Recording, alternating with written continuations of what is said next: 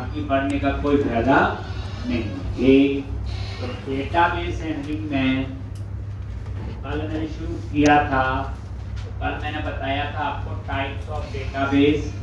Database 2 types के होते हैं, फाइल सर्वर डेटाबेस और client server database. File server database single user application में यूज करते हैं और client server database multi user में यूज करते हैं। एक MS access file server database का एग्जांपल है, और Microsoft SQL server, Oracle, MySQL ये क्लाइंट सर्वर डेटाबेस के एग्जांपल है। फाइल सर्वर डेटाबेस हम सिंगल यूजर एप्लीकेशन में यूज करते हैं और क्लाइंट सर्वर मल्टी यूजर। तो जो वेब एप्लीकेशन है ये आपकी होती ही मल्टी यूजर। वेब एप्लीकेशन है वो होती ही आपकी क्या है बच्चे, मल्टी यूजर। एक तो इसलिए हमें कौन सी टाइप का डेटाबेस यूज करना बच्चे, क्लाइंट सर्वर डेटाबेस, यही बताया था। क्योंकि जितनी भी वेब एप्लीकेशन है वो होती ही मल्टी यूजर है, इसलिए हमें क्लाइंट सर्वर डेटाबेस यूज करना चाहिए। अब हम लोग इसके लिए क्या यूज करेंगे, एक Microsoft SQL server. Microsoft SQL server जो है ये क्या आपका माइक्रोसॉफ्ट का डेटाबेस है, माइक्रोसॉफ्ट एसक्यूएल सर्वर, जो कंपैटिबिलिटी .NET के साथ इसकी है, बाकी किसी की नहीं। एक तो हम लोग भी माइक्रोसॉफ्ट एसक्यूएल सर्वर यूज करें। फिर बताया था जब माइक्रोसॉफ्ट एसक्यूएल सर्वर जैसा डाटाबेस यूज करते हो तो उसमें कौन सी फाइल बनती है, तो .mdf और .ldf ये दो फाइल अपने आप बनेंगी, एक प्राइमरी फाइल और एक लॉग फाइल। ये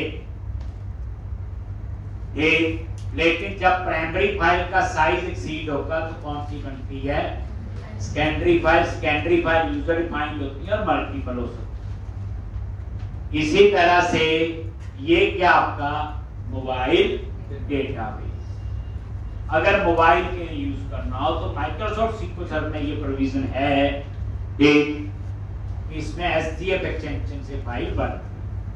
उसके बाद बताया था डाटाबेस में हमें एसक्यूएल का नॉलेज होना चाहिए, स्ट्रक्चर क्वेरी लैंग्वेज। प्रोग्रामिंग करनी है तो ट्रांजिएंट एसक्यूएल का नॉलेज होना चाहिए, उसके अंदर store procedure, cursor, indexes, views, trigger, ये सारी चीजें उसके अंदर आती। तो आज हमने क्या करना है, पहले हाउ टू क्रिएट डेटाबेस। तो मैंने बताया था आपकी मशीन पे माइक्रोसॉफ्ट एसक्यूएल सर्वर का एसक्यूएल एक्सप्रेस एडिशन इंस्टॉल है और ये फ्री होता है, और ये फ्री किसके लिए, सिर्फ स्टूडेंट्स के। तो हम लोग आप लोग पढ़ने में यूज कर सकते हैं, बट हम इसे कंपनी में यूज नहीं कर सकते। एक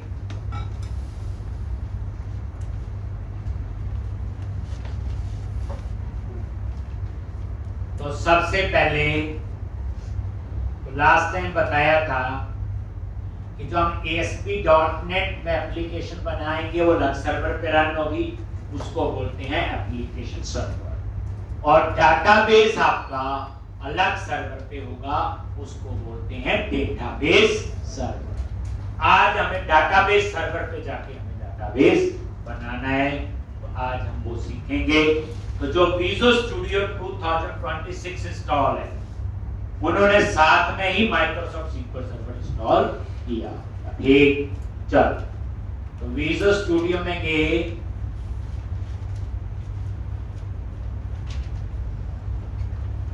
और यहां पे न्यू प्रोजेक्ट नहीं करना, ये लास्ट में ऑप्शन है कंटिन्यू विदाउट कोड।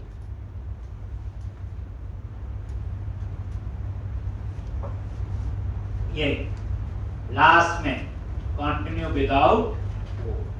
मैं इस बार प्रोजेक्ट नहीं बनाना इसको। और उसके बाद click on view menu and click on server explorer.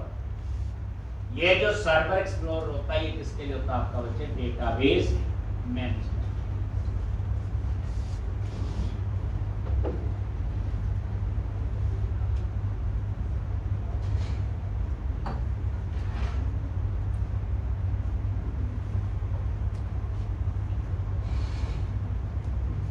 एक अब यहां पे ये सर्वर एक्सप्लोरर कहां से आया बच्चे? एक बार दोबारा click on view and click on server explorer. कोई पूछे सर्वर एक्सप्लोरर किसके लिए होता?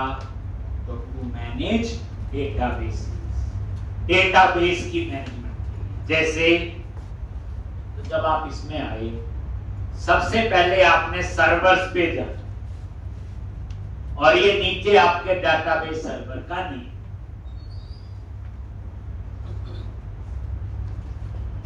डेटाबेस सर्वर का नेम।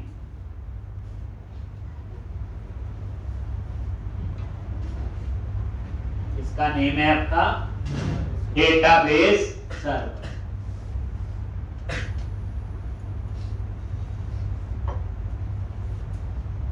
अब ये नेम मेरी लैपटॉप पे टैब है, आपके कुछ और हो, लैब में करोगे तो कुछ और हो सकता है। ये डेटाबेस सर्वर का नाम है, तो यहां पे जो डेटाबेस सर्वर का नाम है मेरी मशीन पे टैब है। एक स्मॉल कैप्स की कोई टेंशन नहीं होती। Slash SQL express, slash SQL express जो है ये इसका इंस्टांस नेम। हमारे लैपटॉप पे SQL सर्वर का SQL एक्सप्रेस एडिशन इंस्टॉल है ना, ये उसके लिए। एक सर्वर पे कई इंस्टांस हो सकते हैं। जैसे मान लो उस पे SQL सर्वर का SQL एक्सप्रेस भी है, डेवलपर एडिशन भी है, एक स्टैंडर्ड एडिशन भी है। तो हम डिफरेंशिएट कैसे करेंगे? तो सिर्फ सर्वर का नेम तो सेम होगा उसका। जैसे इस मशीन का नाम है डेप, ये जो डेप है बेसिकली कंप्यूटर का नाम, स्लैश इंस्टांस नेम। मान लो मेरे लैपटॉप पे SQL सर्वर का एक और वर्जन इंस्टॉल है तो उसका इंस्टांस नेम अलग होगा। जैसे CS, ये हम इंस्टॉलेशन टाइम में दे सकते हैं, ये कोई डुप्लीकेट नहीं हो सकता। मान लो मेरे मशीन पे SQL सर्वर कोई और वर्जन भी इंस्टॉल है तो उसका इंस्टांस नेम अलग होगा, लेकिन सर्वर का नाम सेम। एक मतलब इस एक सर्वर पे 15 SQL सर्वर है तो 15 इंस्टांस उसके अलग। अब कौन सा इंस्टांस करना है यूज, वो उस पे भी करना है। तो अभी हम यूज करेंगे ये वाला tab slash SQL express, tab slash SQL express.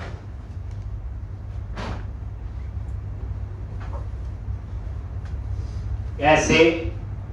ये देखो,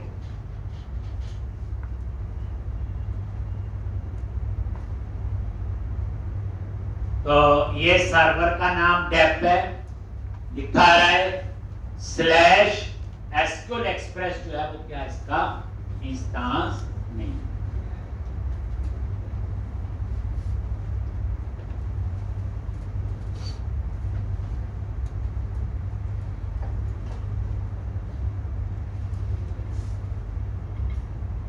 डेटा कनेक्शन,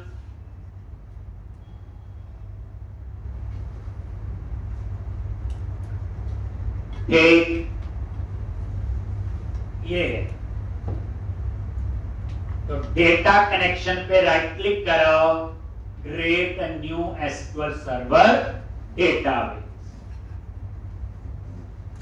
तो एक हम डेटाबेस ऐसे बनाते हैं, create a new SQL server database.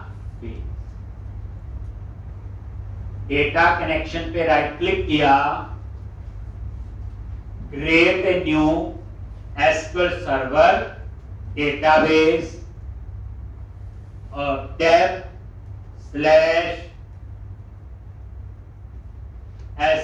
Express,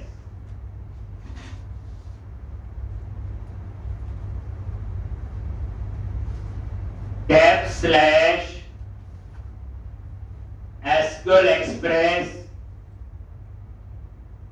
और SQL Express क्या है? Instance name. वो इंस्टांस नेम जो ये इंस्टांस नेम जब SQL सर्वर का SQL Express इंस्टॉल हुआ तो वो अपने आप आया। हम चाहें तो चेंज कर सकते हैं इंस्टॉलेशन टाइम पे, बट बाय डिफॉल्ट आपके वहां भी है।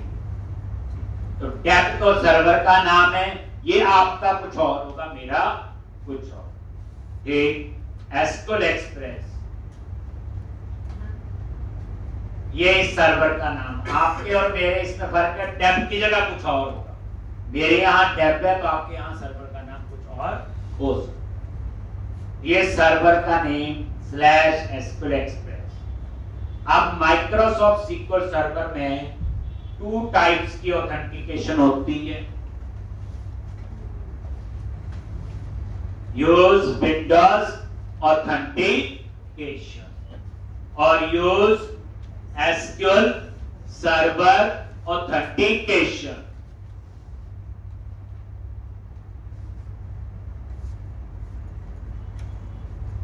Use Windows authentication, use SQL server authentication. ये जो विंडोज ऑथेंटिकेशन है ये किसके लिए होती है? आपकी विंडोज के यूजर जो है मेरे डाटाबेस को एक्सेस कर सकते हैं। जैसे जो ऑपरेटिंग सिस्टम का यूजर नेम पासवर्ड होता है, अगर उसने लॉगिन किया तो मेरे डाटाबेस को एक्सेस कर सकता है। दूसरी आती है SQL सर्वर ऑथेंटिकेशन, उसमें सिर्फ SQL सर्वर का यूजर पासवर्ड ही काम करे। अगर किसी के पास विंडोज का यूजर है तो वो डाटाबेस को नहीं एक्सेस कर सकता जब तक उसके पास SQL सर्वर का यूजर पासवर्ड नहीं हो। तो अभी यहाँ पे हम पहले विंडोज ऑथेंटिकेशन ही यूज करें। एक और यहाँ पे इंक्रिप्शन में दे दो ऑप्शनल, ये चूज कर दो। और यहां पे न्यू डेटाबेस नेम, तो मैंने दे दिया DB_employee का बनाना है, तो ऐसे दे दिया DB_employee_1032। ये डाटाबेस का नाम है, कुछ भी रख सकते हो। मैंने रख दिया DB_employee_1032। देन ओके पे क्लिक किया तो ये डाटाबेस बन जाएगा। इसकी 2 फाइल बनी होगी, कौन कौन सी? DB_employee_1032.mdf.ldf, एक प्राइमरी फाइल और एक लॉग फाइल। ये 2 फाइल आपकी बनी हो, एक प्राइमरी फाइल और एक लॉग। ठीक है जी। अब ये देखो डेटा कनेक्शन पे गए और यहां नजर मारो, ये आपका डेटाबेस ठीक, ये देखो तो ये डाटाबेस बन गया DB_employee_1032। और .dbo जो है ये क्या होता है आपका? Database honour. .dbo क्या होता है आपका? Database owner. याद रखना ये यूजर होता है, एक्सटेंशन नहीं है। .dbo जो लास्ट में लिखा आ रहा है वो क्या है? Database owner. मतलब ये एक्सटेंशन नहीं है, क्या है ये? यूजर है, DB डाटाबेस ऑनर। तो आपका ये डाटाबेस बन। अब ये डाटाबेस कहां बना होगा? ये डिपेंड करता है जब SQL सर्वर इंस्टॉल हुआ है उस समय डेटा डिक्शनरी का पाथ कहां दिया है।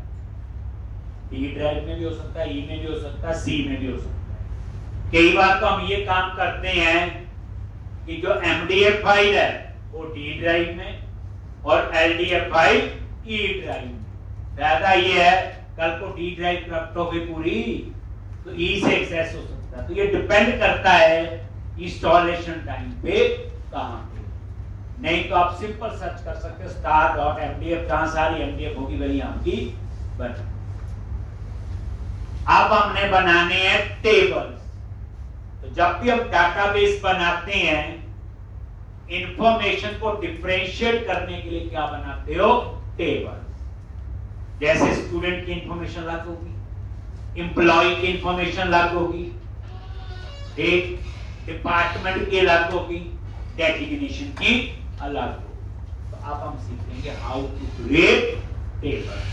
ये नीचे ऑप्शन देखो, टेबल बनाना है, स्टोर की बनाना है, फंक्शन बनाना है। देखो ऑप्शन आ रही है, हमने बनाना है अभी टेबल।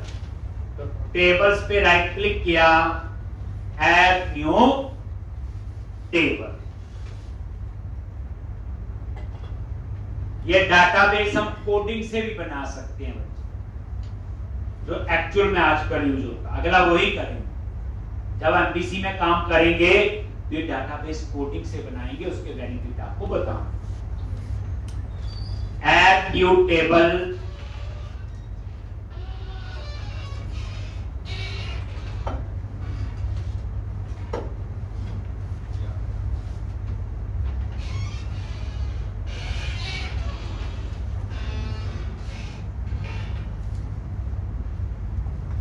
Add new table. और ये देखो ध्यान से, सबसे पहला कॉलम रखेंगे हम लोग, ये देखो एम्प नंबर। क्या रखेंगे? Amp number. ये कॉलम का नहीं, क्या रखेंगे? Amp number. एम्प नंबर की क्या डाटा टाइप होनी चाहिए?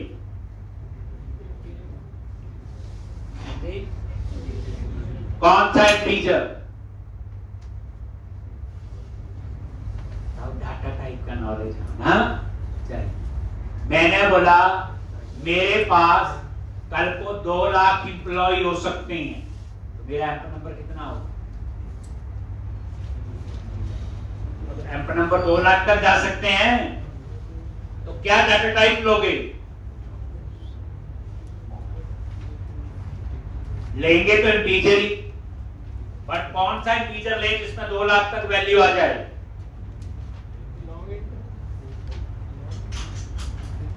अपना नहीं बनाना, नहीं तो ऑथर भाई अपना नाम लिखना पड़ेगा।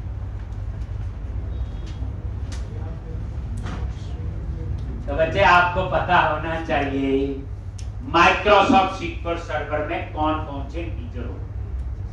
याद रखना डाटाबेस में मेजर 3 डाटा टाइप होती है, न्यूमेरिक, स्ट्रिंग और डेट टाइप। यही होती है।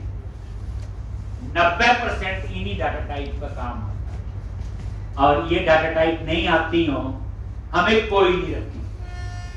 वो देखो जब डाटाबेस नहीं बना पाए, डिजाइन कर पाए, टेबल नहीं, डाटा टाइप नहीं पता, तो बाकी कोर्स का तो कोई फायदा ही नहीं।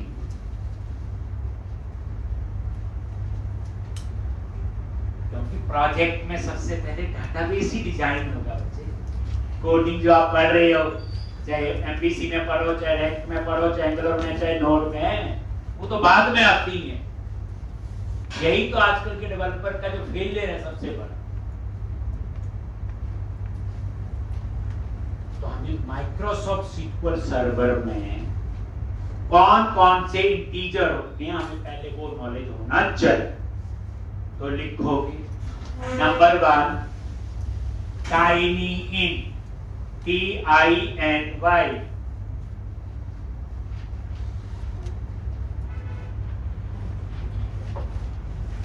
टाइनी इन, TINY। टाइनी इन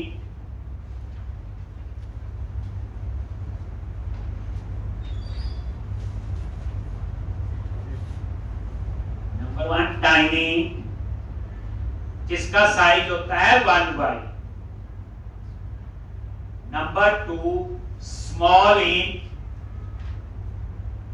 उसका साइज होता है 2 बाइट्स। नंबर 3 इंट, उसका साइज होता है आपका 4 बाइट्स।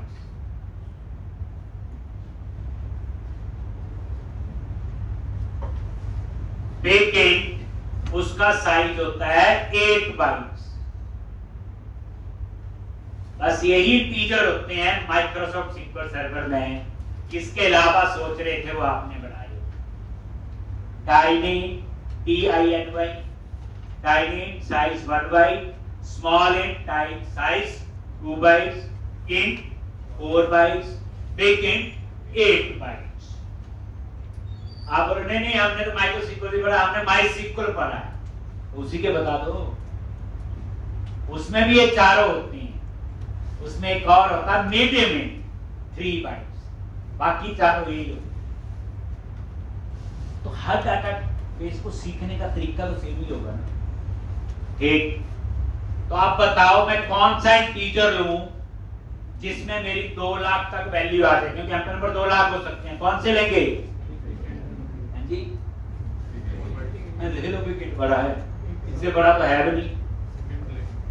बोलो है ना। तो वैसे जो बिग इंट है दैट इज 8 बाइट्स, और आपका काम होने वाला है इंट से 4 बाइट्स से। मान लो तो आप कितने बाइट्स एक्स्ट्रा ले लिए? 4 बाइट्स। अगर टेबल में 2 लाख रिकॉर्ड हुए तो 4 बाइट से मल्टीप्लाई करो, कितने bytes extra? 8 lakh bytes extra होंगे। जब हम इस एप्लीकेशन को सर्वर पे रखेंगे तो डाटाबेस वाले हमसे पैसे मांगेंगे। पैसे लगते हैं जितना डाटाबेस का साइज इंक्रीज होगा। अब क्लाइंट बोलेगा डाटा में कुछ डाल नहीं रहा, सर्वर वाले पैसे मांगी जा रहे हैं।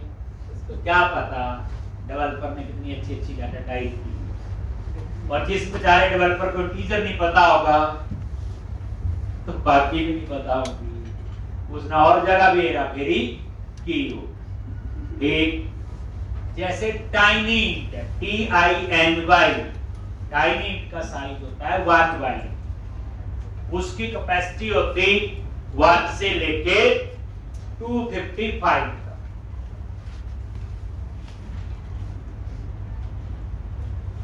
आप बोलोगे इसको कहां लेंगे? जैसे डिपार्टमेंट है, डिपार्टमेंट आएगी, टाइनी चल जाएगा।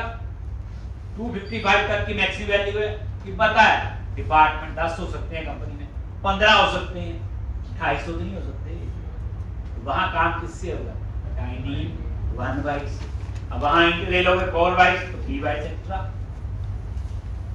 एक जैसे सब्जेक्ट आईडी है, सब्जेक्ट कितने हो सकते हैं? 250 से ज्यादा तो नहीं होंगे, तो वहां पे सब्जेक्ट आईडी का टाइप टाइनी लो। Department ID, designation ID. अब मान लो कोई कंपनी कहती है मेरे पास 10-15 हजार एम्प्लॉय हो सकते हैं, तो टाइनी इंट में तो नहीं आएंगे, तो लोगे स्मॉल इंट। स्मॉल इंट का साइज क्या होता है? 2 बाइट्स, और 2 बाइट्स की कैपेसिटी मेरे ख्याल से ±65,000 के आसपास होती है, 65,000 के आसपास। तो कंपनी कहती है 15-20 हजार एम्प्लॉय हो सकते हैं, तो वहां पे आप ले लोगे स्मॉल इंट। समझ हम गए? तो मतलब कहने का मतलब डाटा टाइप का प्रॉपर नॉलेज होना जरूरी। देख, और ये 2 लाख वैल्यू जो आएगी वो किस में आएगी बच्चे? इंट। तो ये इंट ही है बाय डिफॉल्ट सेलेक्ट। समझ आ गया? नेक्स्ट, अब हम चाहते हैं ये जो एम्प नंबर है ये डुप्लीकेट भी नहीं होना चाहिए और ना ही नल। क्या करेंगे?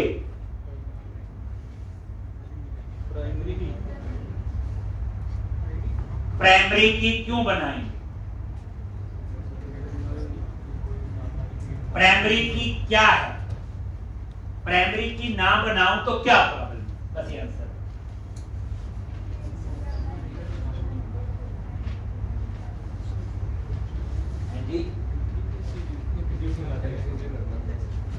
कैसे कम कर देते हो? ड्यूज हो जाती है, जैसे कि प्राइमरी की में जो नंबरिंग वगैरह है वो सीक्वेंस वाइज भी चलेगी।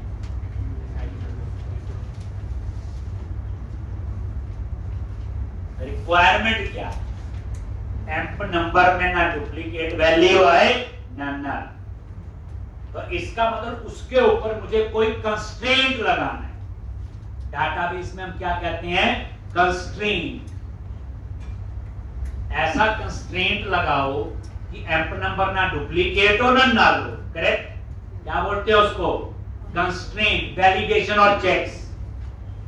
तो यहां पे एम्प नंबर है तो उसके ऊपर कोई कंस्ट्रेंट अप्लाई करना।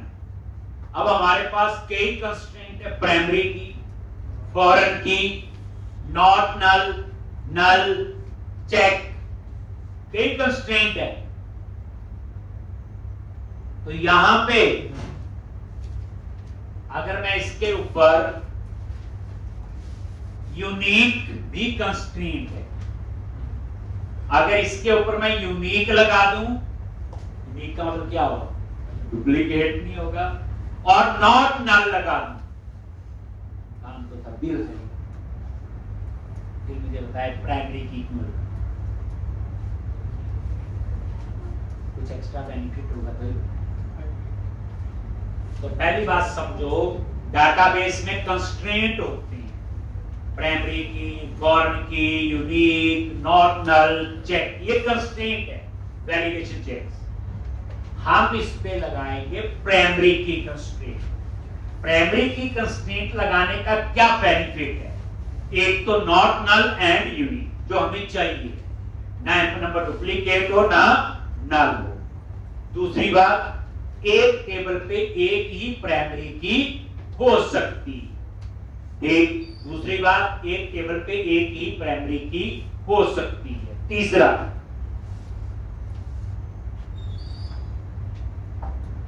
जब प्राइमरी की उस पे बनाएंगे तो उसका फायदा एक और है, उस पे ना इंडेक्स अप्लाई हो जाता है। क्या अप्लाई हो जाता है? इंडेक्स। इंडेक्स किसके लिए होते हैं? डाटा रिट्रीविंग, फास्ट करने के लिए। मार्केट से मोटी सी बुक खरीदो, पहला क्या है? Index page. अब इंडेक्स पेज का क्या फायदा होता? ये चैप्टर, ये पेज नंबर सीधा जंप कर सकते हो कि नहीं? तो प्राइमरी की जब बनाते हैं बच्चे तो उस कॉलम पे इंडेक्स भी अप्लाई होते हैं। इंडेक्स डाटा रिट्रीविंग फास्ट करने के लिए। अब आप मोटी सी बुक खरीदो, इंडेक्स पेज हटाओ, ढूंढने में टाइम लगता नहीं लगता? तो इसलिए हम इसे प्राइमरी की बनाए। प्राइमरी की जब बनती है तो इंडेक्स अप्लाई होता है। इंडेक्स किसके लिए होते हैं? डाटा रिट्रीविंग फास्ट करने के लिए। नेक्स्ट क्वेश्चन, डाटाबेस में इंडेक्स 2 टाइप्स के होते हैं। नंबर 1 क्लस्टर इंडेक्स सी से, नंबर 2 नॉन क्लस्टर इंडेक्स।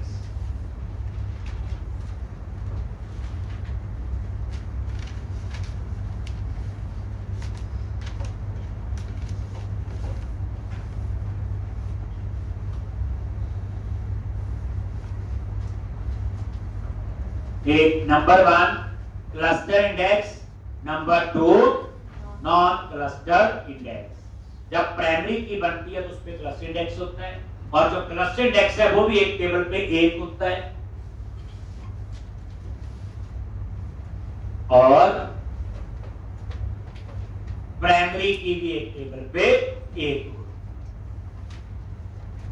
समझ आ गया? यानी प्राइमरी की जब बनती तो उसको इंडेक्स अप्लाई होता है। कौन सा इंडेक्स? Cluster index. और ये क्लस्टर इंडेक्स भी एक टेबल पे एक होता है, और प्राइमरी की भी एक टेबल पे एक होती है। और नॉन क्लस्टर इंडेक्स आपके एक टेबल पे मल्टीपल हो सकते हैं।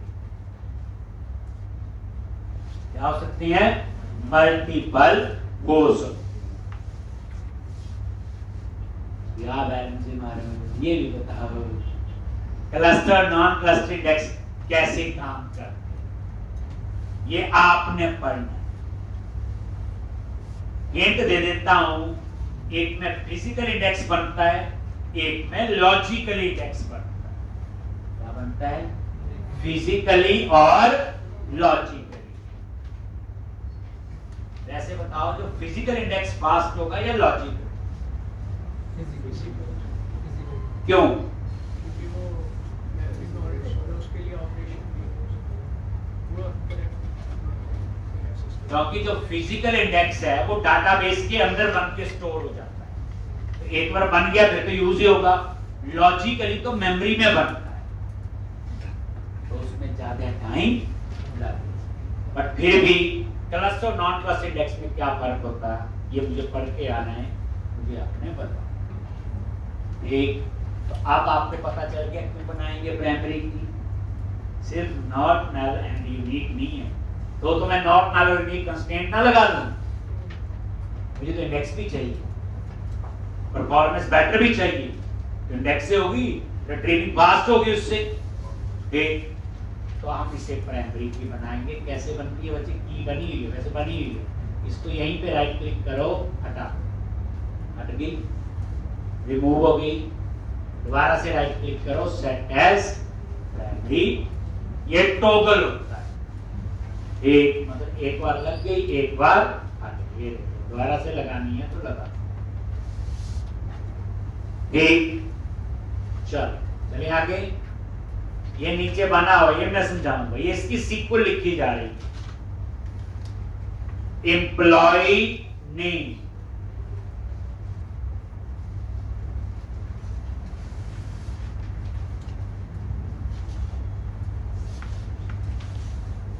तो एम्प्लॉय नेम की जो डाटा टाइप है,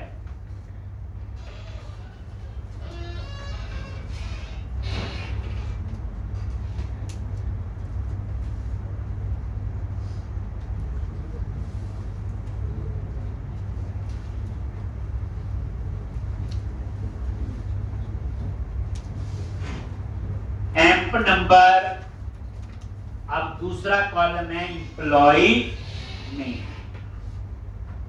बताओ एम्प्लॉय नेम की क्या डाटा टाइप है?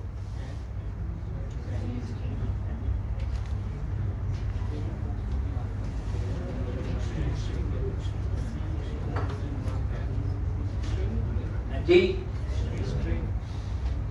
माइक्रोसॉफ्ट सीक्वल सर्वर में स्ट्रिंग डेटा को स्टोर करने के लिए क्या यूज करते हो? आपने वैसे कौन सा डाटाबेस पढ़ा होगा? देखो ये ना बीसीए की है, एमसीए की है, बीटेक कंप्यूटर साइंस, मैंने तो वैसे थोड़ा बहुत आइडिया। हाँ, चल मुझे कौन रखेगा? आपसे मैं डाटाबेस डिस्कस कर रहा हूँ, कल हो रहा है, थोड़ा सा और कर लूंगा। अगर यही नहीं आता तो आगे काम कैसे करेंगे? बेसिक डाटा टाइप है, 3 डाटा टाइप यूज होती है, न्यूमेरिक, स्ट्रिंग और टेबल। तो याद रखना, हम उसके लिए डाटा टाइप डाटाबेस के अंदर मंडे से ना क्लास शुरू होगा, बताया था ना मैंने, 9:15 पे क्लास होगी 45 मिनट की। उसमें 15 दिन डाटाबेस ही सिखाया जाएगा, 1.5 महीना सी और सी प्लस। ये 2 महीने बैच चलेगा एक, और इसकी कोई फीस नहीं। अब लगानी तो आपको पड़ेगी एक, क्योंकि मैं हर चीज क्लास में अपनी नहीं बता सकते, हमारा अपना सिलेबस जो और पढ़ना वो भी बड़ा कुछ। ठीक, देखो एक डाटा टाइप आपने सुनी होगी कभी, वैर।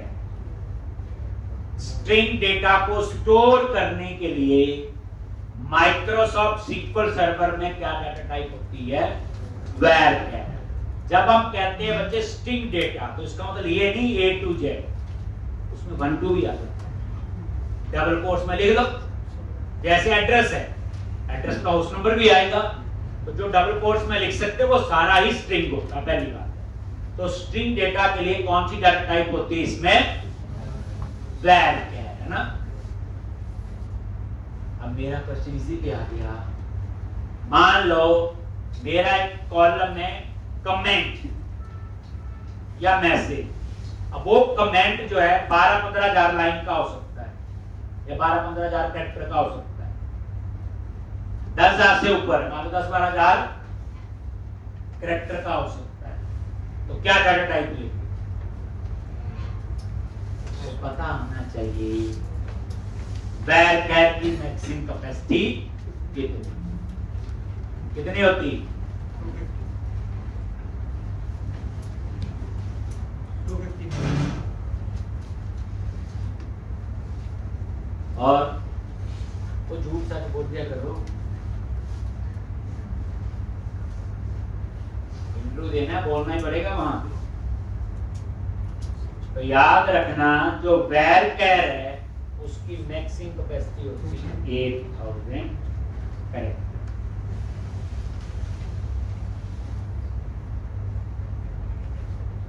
क्या होगी? 8000। करेक्ट।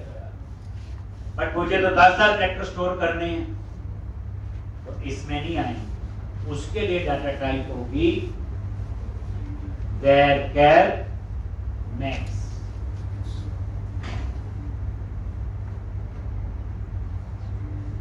उसके लिए डाटा टाइप होगी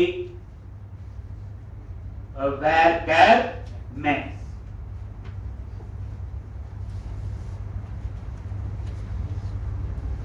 ठीक, मतलब ये है अगर 8000 से ज्यादा ट्रैक्टर स्टोर करने हैं देन var max। और var max की कैपेसिटी होती है अप टू 2। तो मुझे 15-20 ट्रैक्टर स्टोर करने हैं तो आप क्या लोगे? var max। अगर 8000 उससे कम है तो var 8। अब एक और होती nvar।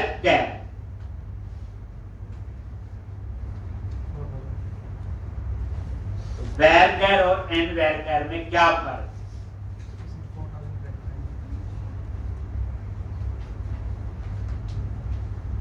ये माइक्रोसॉफ्ट सीक्वल सर्वर की डाटा टाइप है, स्ट्रिंग डेटा को स्टोर करने के लिए यूज होती है, चाहे var है चाहे nvar। पर कुछ तो डिफरेंस होगा। तो var और nvar में क्या डिफरेंस है?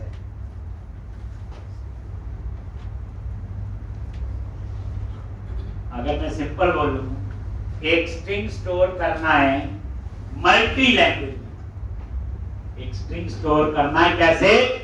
मल्टी लैंग्वेज में। जैसे हम कोई फॉर्म नहीं भरते कई बार, तो नेम है वो इंग्लिश में भी लिखना है, वो फ्रेंच में भी लिखना है, वो जर्मन में भी लिखना है। कौन सी डाटा टाइप यूज करो? nvar। ये मैं सिंपल भाषा में समझाया कि जैसे मल्टी लैंग्वेज में अगर आपने स्ट्रिंग स्टोर करना है तो क्या लोगे? nvar। तो अब हम टेक्निकली समझते हैं, समझा रहे कई बार होगा, ये होता ही है आजकल। तो ठीक, इंग्लिश फ्रेंच हिंदी पंजाबी होता है अलग। तो सीक्वल सर्वर में इसके अंदर आप मल्टी लैंग्वेज में डाटा स्टोर कर सकते हो। लेमैन की तरह। और टेक्निकली क्या है? var और nvar में क्या डिफरेंस है? अब ध्यान से, जो var है that store only non Unicode values। var stores only non Unicode value। nvar जो है वो सिर्फ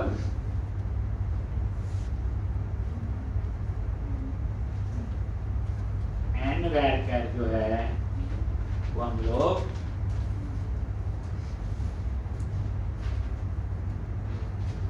जो var है to store the non Unicode values and nvar to store the Unicode values। अब ये यूनिकोड क्या होते हैं? अब ये यूनिकोड जब नया नया कंप्यूटर सीखते थे तब पढ़ाए जाते हैं, बाइनरी, यूनिकोड, अस्काई, सुने हो ये वही है। तो ये आपका यूनिकोड। अब क्वेश्चन है, देखो जो यूनिकोड होते हैं बच्चे वो अस्काई से ऊपर और जिसमें हम और लैंग्वेज के कोड स्टोर कर सकते हैं। तो nvar जो है वो यूनिकोड को सपोर्ट करता है और var नॉन यूनिकोड सिर्फ अस्काई तक ही सपोर्ट करता पैसे सम यूनिकोड वैल्यूज को सपोर्ट नहीं करता। यूनिकोड में आपके और लैंग्वेज के कोड फ्रेंच, जर्मन वो सारे ठीक। तो टेक्निकली आप बोलोगे कि nvarchar जो है स्ट्रिंग स्टोर करता है, बट उसमें हम लोग यूनिकोड वैल्यूज भी स्टोर कर सकते हैं। varchar में हम नॉन यूनिकोड सिर्फ ASCII तक ही स्टोर कर सकते हैं। अब यूनिकोड में ना आपके और लैंग्वेज के कोड आ जाते हैं, वो फ्रेंच हो, इंग्लिश हो, जर्मन हो, जो और बट nvarchar की कैपेसिटी थोड़ी कम होती है 4000। और अगर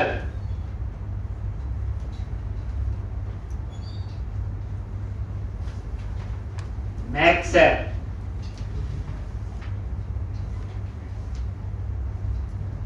2 GB,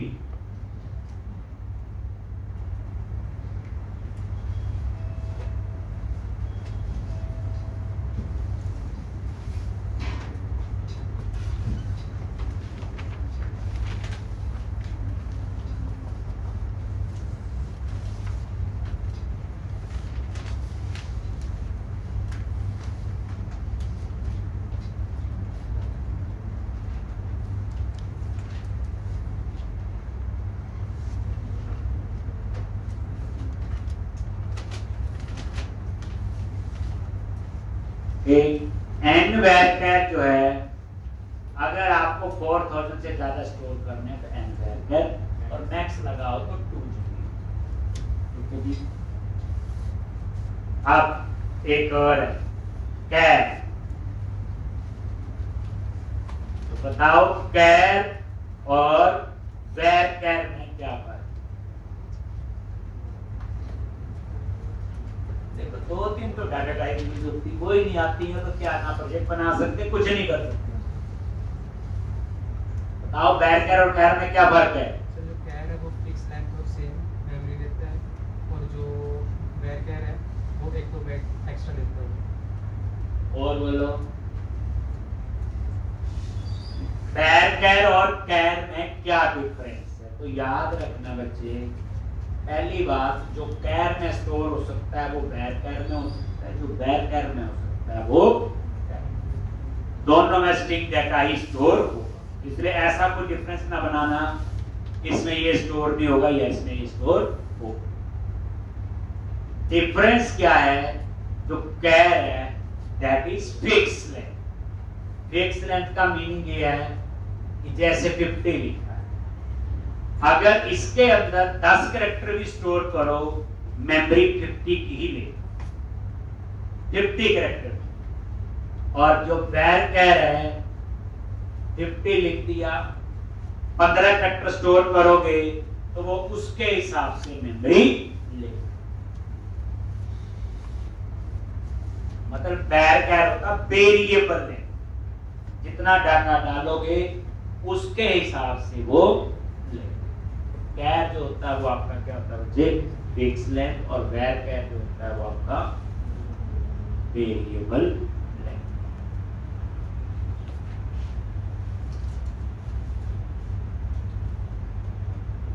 char फिक्स लेंथ और varchar वेरिएबल। ठीक,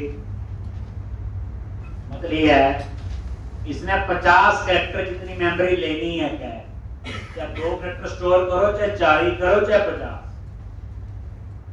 varchar में मेमोरी उतनी लेगा जितना डेटा आप लोग डालो।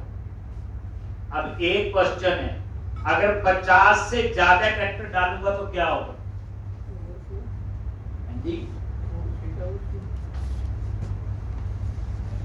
अगर मैं 50 से ज्यादा डाटा डालता हूं तो क्या होगा?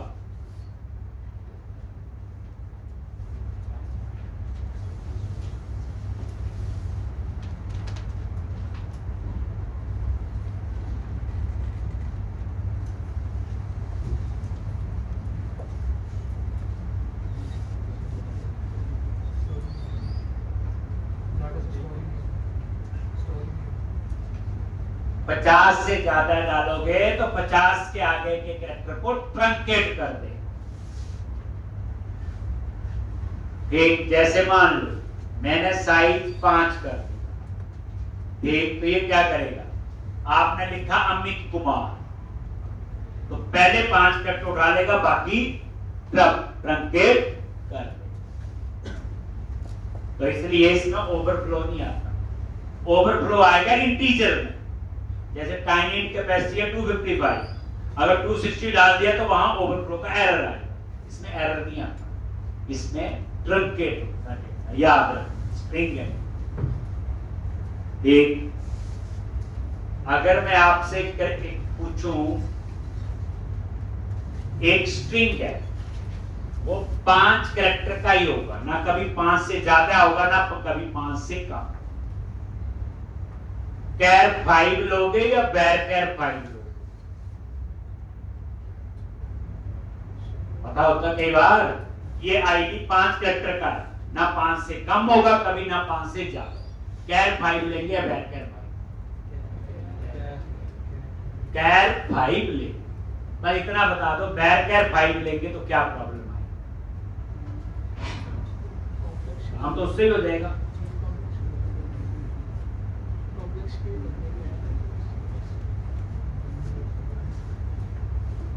तो समझा गया?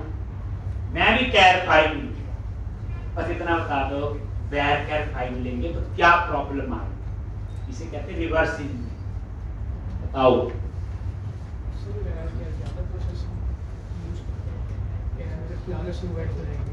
तो याद रखना, कैर 5 ही लूंगा, बैर कैर 5 लेते हैं, +1 या फिर 2 बाइट्स वो एक्स्ट्रा लेता है, जितना डाटा आप लोग डालते हैं, इसलिए हम क्या लेंगे, कैर 5 क्या लेंगे, कैर 5। जैसे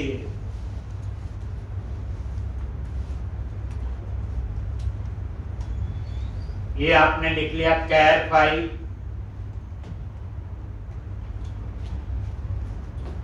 वैर कैर 5। अब मान लो ए भी लिखा है, तो ये मेमोरी कितनी लेगा, 5, तो 2 कैरेक्टर डालो जल्दी। ये कितनी लेगा, 2 तो इसकी लेगा, +1 बाइट एक्स्ट्रा ले, ठीक यही होगा। अगर मैं इसकी कैपेसिटी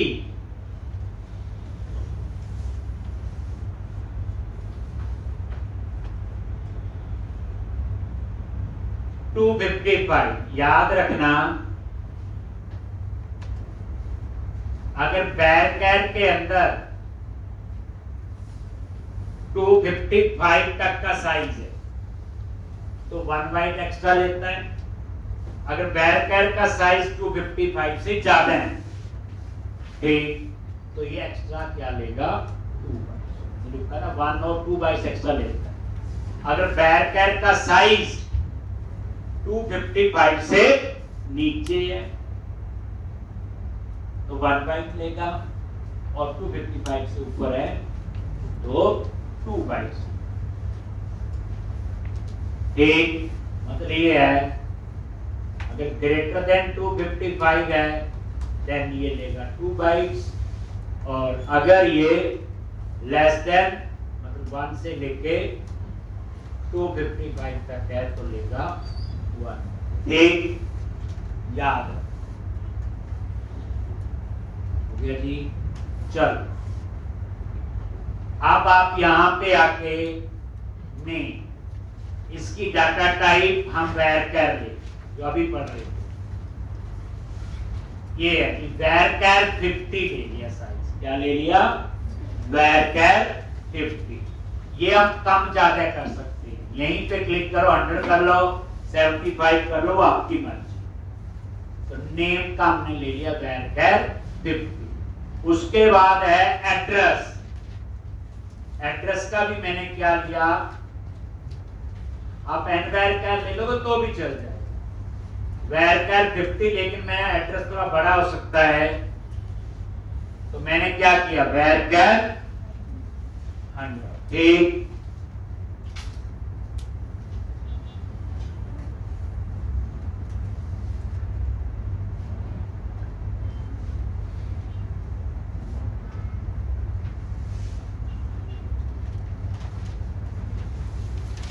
एक where अंडर,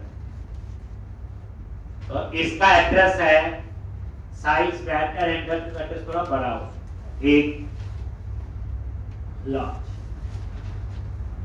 और उसके बाद सैलरी ई सैल, और उसकी डाटा टाइप ले ली मैंने सैलरी की, अभी मैं ले रहा हूं इंटीजर,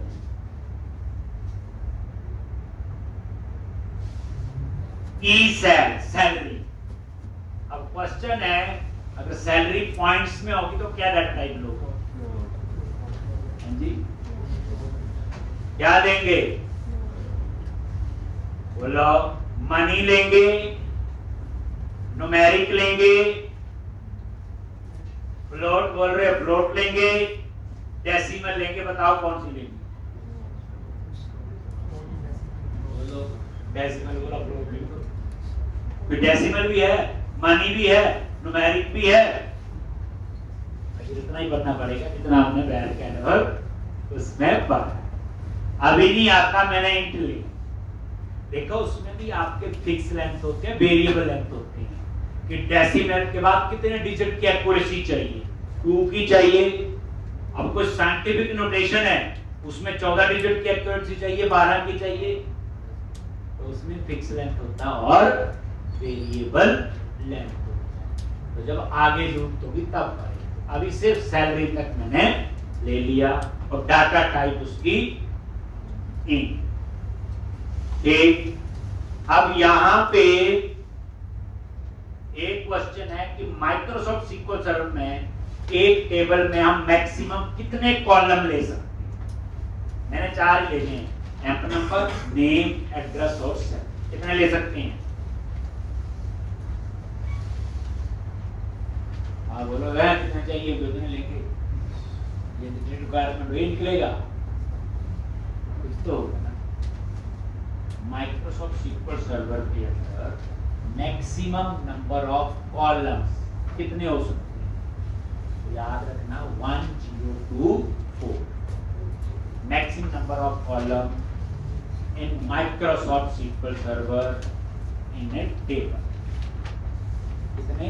1024। अब ये सीधा आंसर हो गया, ये तो गूगल में मिल जाएगा। अब मैं बता रहा हूं, इसमें एक स्पार्स कॉलम होते हैं, SPARSE, स्पार्स कॉलम, SPARSE। एक टेबल में माइक्रोसॉफ्ट सीक्वल सर्वर में स्पार्स कॉलम 30,000 हो सकते हैं, 30,000। अब आपका आंसर होना चाहिए कि एक टेबल में नॉन स्पार्स कॉलम 1024 हो सकते हैं और स्पार्स कॉलम कितने हो सकते हैं? 30,000। अब आप मारा, ये स्पार्स कॉलम भी समझा। माइक्रोसॉफ्ट सीक्वल सर्वर के अंदर एक टेबल में नॉन स्पार्स कॉलम 1024 हो सकते हैं, आपने ये आंसर देना। और स्पार्स कॉलम कितने हो सकते हैं? 30,000। स्पार्स कॉलम हम वहां यूज करते हैं जिन कॉलम्स में जब नल आ रहा हो मैक्सिमम, उसका 40% साइज रिड्यूस कर।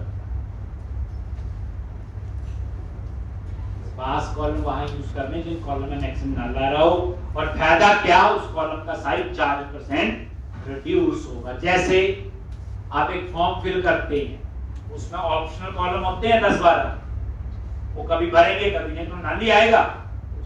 तो उन कॉलम का साइज 40% रिड्यूस होगा अगर उनको आपने क्या मार्क किया होगा? स्पार्स कॉलम, है ना? जैसे मान लो टेबल है, 100 कॉलम है, 50 कॉलम है, कभी भरेंगे कभी नहीं, उनको स्पार्स कॉलम बना दो, 40% साइज रिड्यूस होगा। एक तो मतलब कहने का स्पार्स कॉलम जो है जिन कॉलम में मैक्सिमम नल आ रहा हो वहां पे हम उनको यूज करते हैं। और एक स्पार्स कॉलम एक टेबल में 30,000 हो सकते हैं और नॉन स्पार्स 1 to 2। ठीक है जी। अब ये देखो टेबल, ये नीचे एसक्यूएल लिखी है, क्रिएट टेबल और टेबल भी लॉगिन क्रिएट टेबल, मैंने टेबल का नाम दे दिया TBM। ये इसकी सीक्वल बन गई जो ऊपर लिखा है। और यहाँ पे ये देखो ब्रैकेट में क्या आ गया, F number not null, name null हो सकता है, नहीं है तो यहाँ पे लॉ नल लगा तो चेक बॉक्स लिखे। ठीक, एड्रेस, सैलरी, ठीक, ये लॉ नल किया हुआ, हटाना है तो हटा सकते हैं। और ये देखो लास्ट में कंस्ट्रेंट है प्राइमरी की, किसके ऊपर, एम्प्लॉय नंबर।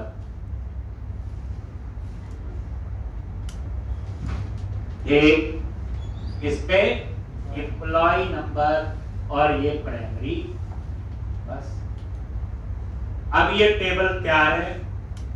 आप यहां अपडेट पे क्लिक करो, ये लेफ्ट पे बना हुआ है। जैसे अपडेट पे क्लिक करोगे लॉन्च, और ये अपडेट डेटा बेस, और अब आपका ये टेबल बन चुका है डाटाबेस के अंदर। कहां क्लिक किया, दोबारा देख लो, डेट, अपडेट, और देखना है ये देखो लेफ्ट हैंड साइड में सर्वर एक्सप्लोरर में ये टेबल आपका। ठीक है जी। तो कल और आज में यही करवाना था। थोड़ा डाटाबेस क्या है, प्राइमरी की दो डाटा टाइप बताई, इंटीजर और स्ट्रिंग। एक मंडे को हम वापस एमबीसी में जाएंगे, वहां इस डाटाबेस को यूज करेंगे, फायदा तो तब है तभी तो असली कहानी पता चलेगी।